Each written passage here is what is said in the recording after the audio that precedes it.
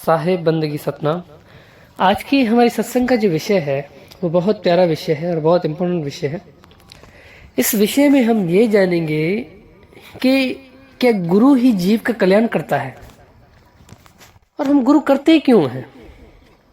आज तक हमें ये समझ में नहीं आया कि हमें गुरु करना क्यों चाहिए और गुरु करने के बाद क्या गुरु हमारे जीव का कल्याण करता है और गुरु कितने प्रकार के हैं। देखिए ना, अच्छा इस बात को भी छोड़ देंगे कितने प्रकार के हैं, फिर इस बात को पकड़े कि हमें कैसा गुरु चाहिए और हमें गुरु चाहिए क्यों। देखिए, भूख हमें है तो गुरु भी हमें चाहिए। प्यासा हमेशा कुएं के पास जाता है, कुआं कभी भी प्यासे के पास नहीं जाता। बस आप इस बात को समझ जाएं। कबीर कुआं एक है, पनिहारी अनेक, बर्तन सबके न्यारे न्यारे, पानी सब में एक। हर किसी का अलग अलग प्रकार का बर्तन है, लेकिन सब में पानी एक समान और एक ही है। हमें बर्तन को नहीं देखना है, हमें उस पानी को देखना है। इसी प्रकार हमें गुरु करना कैसा है और करना क्यों है, और क्या गुरु ही जीव का कल्याण करता है। बहुत प्यारा विषय होने वाला है, बहुत प्यारा। सत्संग पूरी सुनिएगा। जब तक आप पूरी सत्संग नहीं सुनते तो आपको ये समझ नहीं आता कि भाई कहने वाला कहना क्या चाहता है, और सत्संग का सार नहीं समझ पाते। कभी कभी जो लास्ट में बात बताई जाती है उसमें सब बातों का निचोड़ जो होता है, रस जो होता है, वो उसी एक लाइन में, एक ही शब्द में पूरा हो जाता है और हम उसको छोड़ देते हैं। तो ऐसा ना करें, सत्संग को पूरी सुने। अगर आपको लगे कि जो मैं बात बोल रहा हूँ वो सत्य है तो सत्संग को शेयर जरूर कीजिएगा, जैसे सभी सत्य को जान पाए, सत्य का लाभ ले सके। तो प्रथम हम बंदगी करते हैं। बंदगी मेरे सतगुरु कबीर साहिब को बंदगी, बंदगी धनी धर्मदास साहिब को बंदगी, बंदगी गुरु नानक देव साहिब, गुरु अंगद देव साहिब, गुरु भीखा साहिब, मलुकदास साहिब, गरीबदास साहिब, रविदास साहिब, अचलू राम साहिब, दादूदास साहिब, बन्नानाथ साहिब, रोयल साहिब, मेरे सतगुरु विशनदास, सतगुरु प्रागदास, सतगुरु गिरधारीदास साहेब को बंदगी, सर्वे संतों को बंदगी, सकल हंस को बंदगी, साहेब बंदगी सतनाम। तो एक एक सवाल को क्लियर करते जाते हैं। देखिए, मैंने तो एक ही में बहुत से सवाल कर दिए। तो प्रथम हमें यह जानना है कि क्या गुरु ही जीव का कल्याण करता है। देखिए, आपको पता होगा कि गुरु मच्छंद्रनाथ, गुरु गोरखनाथ, इन गुरुओं के आपने नाम सुने होंगे। अगर नहीं सुने तो अपने गुरुओं से पूछिएगा। और गुरु रामानंद स्वामी, सतगुरु कबीर साहिब, इनका नाम तो सारा संसार जानता है। और गुरु गोरखनाथ, गुरु मच्छंद्रनाथ का भी नाम सारा संसार जानता है। तो अगर आपको ये मालूम हो कि गुरु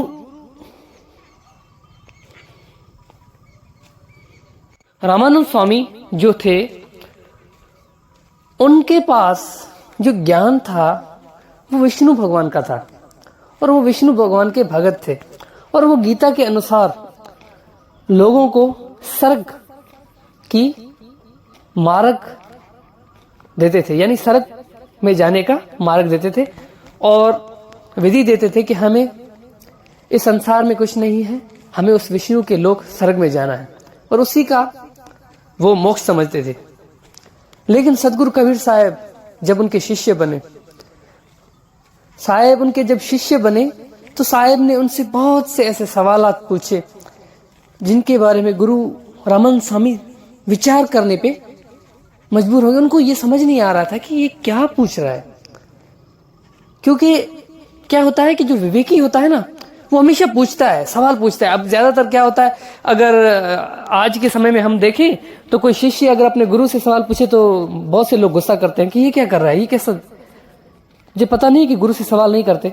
नहीं भाई, ऐसा नहीं है, गुरु से ही तो सवाल करना है। मैं हमेशा कहता हूं कि गुरु वो है जो शिष्य के सारे सवाल खत्म कर दे, या तो उसके हृदय में सवाल उत्पत्ति ही ना हो, अगर उत्पत्ति हो रहा है तो वो सवाल सारे खत्म कर दे। तब सतगुरु कबीर साहब गुरु रामानंद स्वामी से बहुत सवाल करते थे, बहुत पूछते थे। और एक समय गुरु रामानंद स्वामी को ये बात समझ में आई कि मैं जिसको मान रहा हूं, मैं जिसकी पूजा कर रहा हूं, इस पर कुछ नहीं है, इससे आगे भी कुछ है, जिसके बारे में सदगुरु कबीर साहब उनको समझा रहे थे।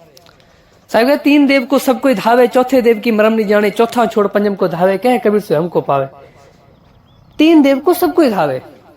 गुरु रामानंद स्वामी भी विष्णु भगत थे, यानी वो भी तीनों गुणों में ही थे, यानी इन्हीं तीन ही देवताओं में से किसी एक की पूजा करते थे, उन्हीं की सेवा करते थे।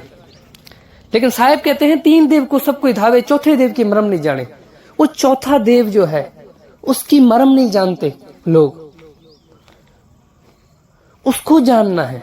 चौथा छोड़ पंजम को धावे, चौथे को भी छोड़ना है, उसको जानना है, उसको जानना है कि वो है कौन, और उसको त्यागना है। और जैसे हम उसको त्यागते हैं तो फिर हम पश्चिम को, चौथा छोड़ पंजम को धावे, कहे कबीर से हमको पावे। साहब कहता, वो ही मुझे पा सकता है, वो ही मेरी खोज तक पहुंच सकता है। मेरी गाय गाएगा, गैप का धक्का खाएगा, मेरी खोजी खोजेगा, अगम भूमि की सोचेगा।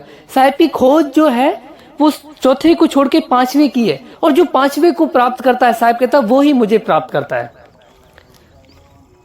जब ये सारा भेद गुरु रामानंद स्वामी को दिया, तब जाके गुरु रामानंद स्वामी समझे कि भी साहेब कौन है। और उन्होंने अपने शिष्य यानी सदगुरु कबीर साहब से ज्ञान लिया, और सदगुरु कबीर साहब ने उन्हें सत्य ज्ञान दिया। उन्होंने उस सत्य को प्राप्त किया या ना किया, ये तो साहेब ही जानता है। लेकिन उनको ये समझ आ गया कि ये कबीर कोई आम मनुष्य नहीं है, ये आम शिष्य नहीं है, ये जीव का आधार करने, जीव का कल्याण करने के लिए आए हैं। ताकि है ना, जिसमें कहते हैं कि पहले भक्त कबीर है, दूजे रामानंद, तिन से भक्ति प्रगट भई, सात दीप नौखंड। अब ऐसा क्यों बोला गया है, इसके पीछे भी रहस्य है, क्योंकि साहेब इस संसार में जीव का कल्याण करने के लिए आए। साहेब इस जीव को उस सत्य धाम, उस सत्य लोक, उस सत्य नाम का उपदेश, उस सत्य नाम का सार बताने के लिए आए, और ये बताने आए कि आप उस सत्य नाम को, उस सत्य लोक को कैसे प्राप्त कर सकते हो।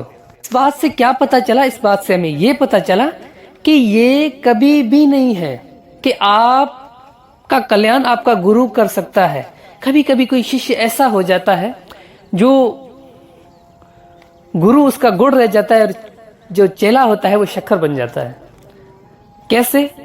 जैसे गुरु मच्छिंद्र नाथ और गुरु गोरखनाथ, उनका भी कुछ यही सार है कि गुरु मच्छिंद्र नाथ का कल्याण, जो गुरु थे गुरु गोरखनाथ के, और गुरु गोरखनाथ ने अपने गुरु मच्छिंद्र नाथ का कल्याण किया, यानी उनको सत्य का ज्ञान दिया।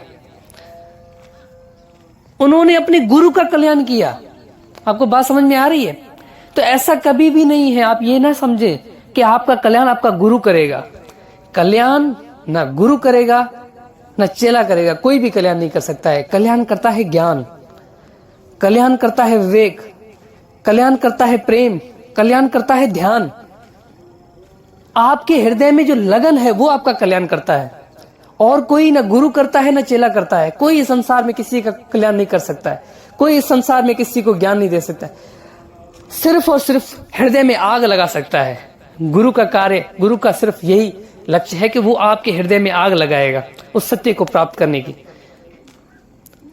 आपके हृदय में उस सत्य को प्राप्त करने की आग लगेगी तो आप खुद ब खुद उस परम सत्य को प्राप्त कर लोगे। आपको किसी की आवश्यकता ही नहीं पड़ेगी। गुरु का सिर्फ और सिर्फ यही महत्व है कि गुरु आपको मार्ग देता है। जैसे हमें कहीं जाना हो और उस चीज का हमें पता नहीं है, और जो वहां से होके आया है वो हमें बताए। जैसे मुझे किसी